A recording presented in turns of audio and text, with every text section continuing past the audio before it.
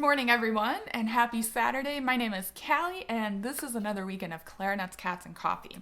So in today's video, I'm actually going to play the first half of the Saens Sonata's third movement, and I'm splitting this movement up into two different halves, two different videos, because being successful in each one requires a couple of different skill sets. We're gonna have this one today, and then in a couple of weeks, we will talk about the second one to give you some time to work on it. Before we do that, I just want to thank my patrons. Your support really means a lot.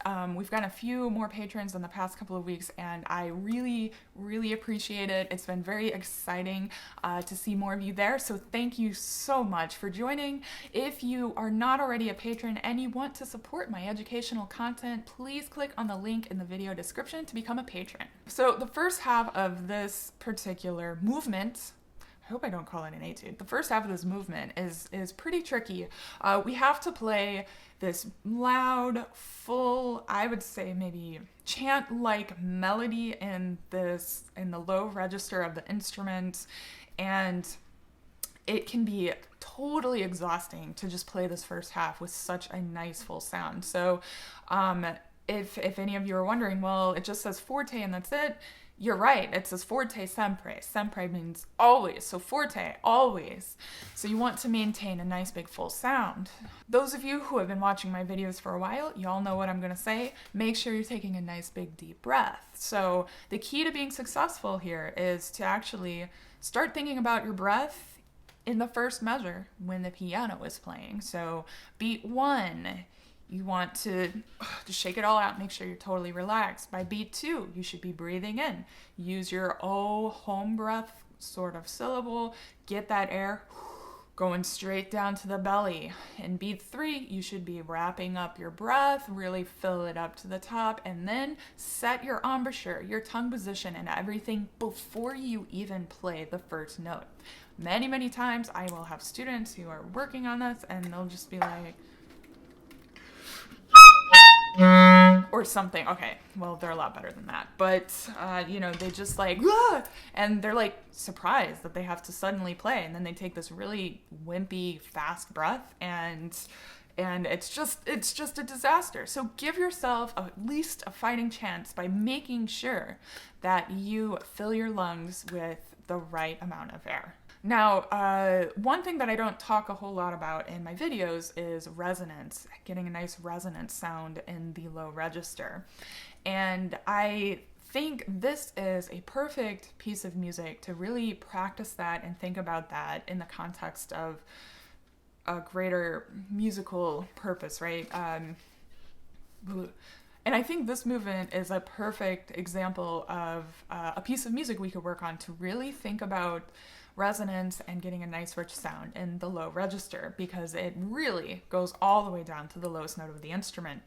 So even from your very first note, even though it's not the lowest note of the instrument, your very first note is an A flat, make sure that you are imagining getting your air from here all the way out the bell. And you can pretend, pretend there's like a little tree or something down there, and you're trying to rustle up the leaves by blowing through your instrument at it or something.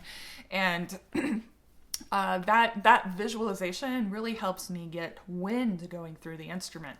Another thing you could think about is just whooshing the air.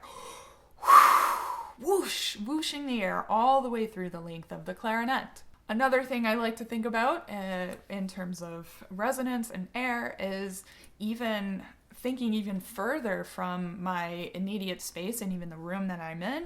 I try to imagine reaching my air, my wind, all the way across the street to the apartment, looking over here at me. And I imagine trying to just spin my air all the way into their living room over there. So whatever helps you get the air out of here and out into your space is going to really have a positive impact on your resonance. The other thing that I recommend thinking about is making sure that you're not constricting the reed so much. A lot of times playing loud and with a lot of wind makes us feel like our sound is really out of control, and we try to control it by tightening everything up and biting and clenching. But if we do that, it's going to defeat the purpose because it won't allow the reed to vibrate. So if you set your embouchure correctly, you have your bottom lip over your bottom teeth, your corners in, top lip down, chin flat.